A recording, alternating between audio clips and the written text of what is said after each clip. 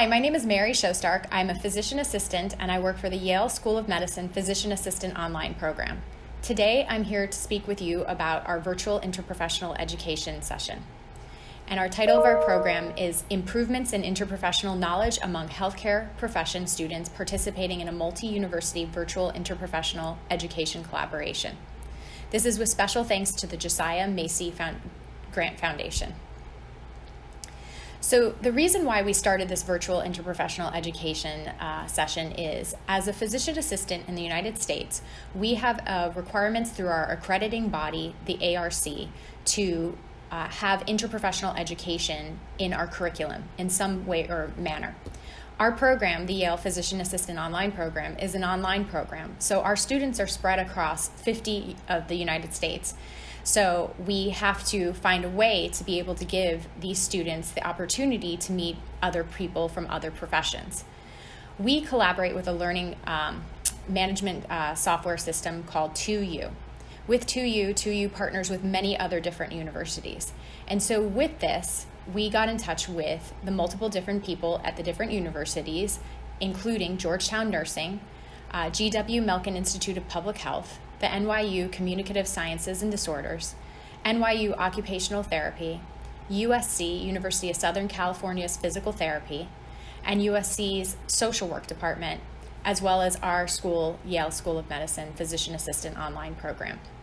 So these were the beginning universities that started out in the beginning. And we have since established this to include multiple other universities in the United States, as well as around the world, including in the UK, Germany, and Africa. So what we did when we first decided to set up a virtual interprofessional education seminar, we decided to set this committee. So with our committee, we decided to have monthly meetings, and we decided to use and start creating objectives. Through this, we utilized OneNote, which you can see here in this picture on the slide. We decided to set up meeting notes. We decided to create a timeline of the event. One of the things that we noted was that in order to work with students at multiple different universities, that we would also be required to use an IRB, an International Review Board, for an ethics review, so that we made sure that all of the students felt protected and we had ethics approval. So we launched that initially at our 7 universities, and now this has traveled across several countries in Africa as well.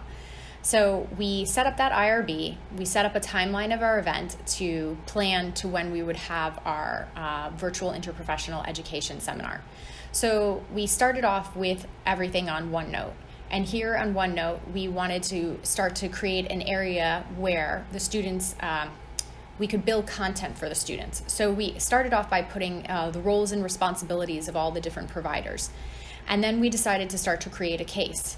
And then from there, we decided to create a script for the case because we wanted to film actors portraying the patient. So our goal here with this OneNote document was this was our sketchbook on how to develop a virtual interprofessional education seminar. We wanted to have asynchronous content that the student could review, and which they were able to look at the case, review the roles and responsibilities, review the video interviews with different professionals, and then watch the case video, and then come to a virtual interprofessional education area in synchronous content and be able to participate with multiple different universities across multiple different countries and participate in a virtual IPE session. So, as I mentioned, how we set up the VIPE was by first forming this committee. We worked on all of us individually writing down what our background of our professions are, and we put that into the OneNote. We made sure that we had got all the details in there, and we also used a learning management system tool that was provided to us by 2U.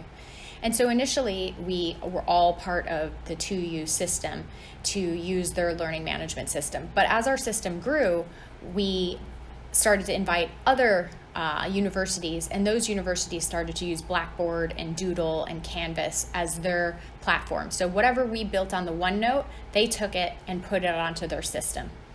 So we set this system up where we had all the resources for the students on the learning management system. We also provided a facilitator guide for our facilitators.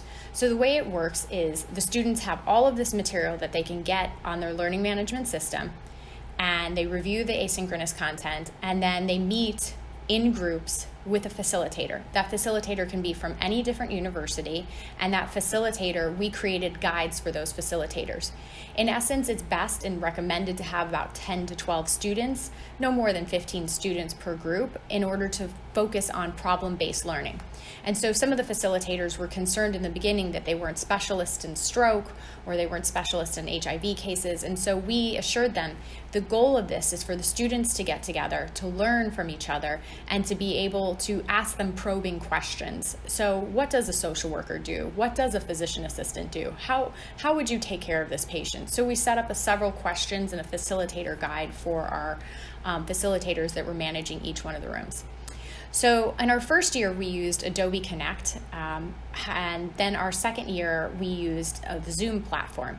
But any platform can be used to create a virtual interprofessional education seminar. We also decided to place and collect data, and that's the reason why we developed the ethics review and the IRB. So we set up surveys that were performed on Qualtrics. Those surveys included surveys about their initial experiences in IPE.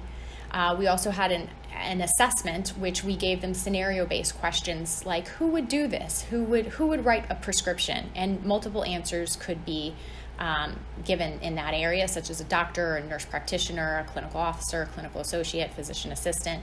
So they had opportunities to see their knowledge of their assessment. We also use several validated scales, which I'll talk about in a second. So just to go back to what we did for the asynchronous content, myself and several others interviewed many different faculty. So we interviewed police officers, we interviewed nutritionists, paramedics, and et cetera. And we interviewed them in about a 5 to 20 minute interview, asking them tell us about your profession, tell us about the curriculum that you underwent in school, and tell us about certain interesting things. Some of the questions that I asked with the police officers were, how do you know when you can report child abuse? What if you're wrong if you report child abuse? And got the police officers' understanding of what to do and when to report. We discussed several other different specialized questions in these supplemental video interviews that you can see here on the screen. So as I mentioned, we did also develop a case, and in that case, we decided to try to make it a little bit more real for these students. And in the end, we did find that the students felt that they connected more because they saw the patient in this asynchronous content. And so here you can see on the slide where it says the case, we have a provider who is a nurse practitioner, and she was interviewing the patient, Miss Shirley Carter, and her husband, and she has come in for a stroke. So we filmed those as well in a studio to be shared. So as I mentioned, we did several surveys. Those initial surveys were to discuss whether or not the students' experiences in IPE, was this their first IPE session. We also looked at assessment questions like who does which role here, and it can be many people's roles. We also used the IPASS and the ICAS studies, and to look at the interprofessional attitude scale as well as the interprofessional collaboration scale. In all of our results, we found statistically significant improvements in the students' learning, as well as their subjective feedback was absolutely impressive, to where they said that they never felt that a student in small town Montana was going to be able to interact with somebody in New York City or anywhere else in the world and learn from them. The students were very excited by having that experience and being able to meet so many different people through the virtual network. So here I will take you to the virtual interprofessional education site that we created. And the reason why we created this site was in order to be able to share this, because not every university has a learning management platform. And especially in this time of COVID-19, this site has become very valuable for so many people to be able to use this site and to have an experience in IPE, as well as share learning tools and resources during the COVID-19 outbreak. So here I take you to our virtual interprofessional education website. On this website, you have the ability to sign in as a facilitator or a student, or both, and be able to work through, as I said, these asynchronous and synchronous cases here. And so here we have a little bit as our home screen, and we have a little bit about our committee that I discussed. And you can see that our committee is now extended through multiple universities in the US, but also across the African nation. So we have several committees here. We have the links to about the professions, and more profession from different countries will be coming soon. So you can see that you can click on any one of these and read a little bit more about the profession. We also, as I mentioned, did video interviews with different providers. And here we built out several different cases. So we talked about the case with Shirley Carter with a stroke, but we also have a patient. She is a 17-year-old African-American female, assigned male at birth, who is coming in for abuse, still living with her mother and her mother's boyfriend, and the abuse is from her mother's boyfriend. So we have the case that you can see here, as well as the interview, which we filmed in a studio as well, with one of the nurse practitioners who was interviewing the patient. So we also have multiple different other cases, and there's also a COVID-19 case where people from around the world can get online and share their experiences about how they're working in collaborative practice with COVID-19.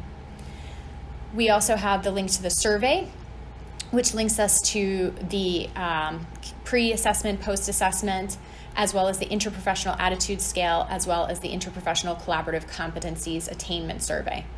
And people don't have to take that, but they're welcome to take that. And after everybody's reviewed all of this asynchronous content, they can go right here to the Ipe System Access, where they can schedule a session. And so here we have somebody who has set up a session. They're going to host it at May 4th at 12 p.m. They're going to use case number 9, and they're going to have different signups. And so here, any different professional or healthcare profession can sign up here, and then they can host their own virtual interprofessional education session.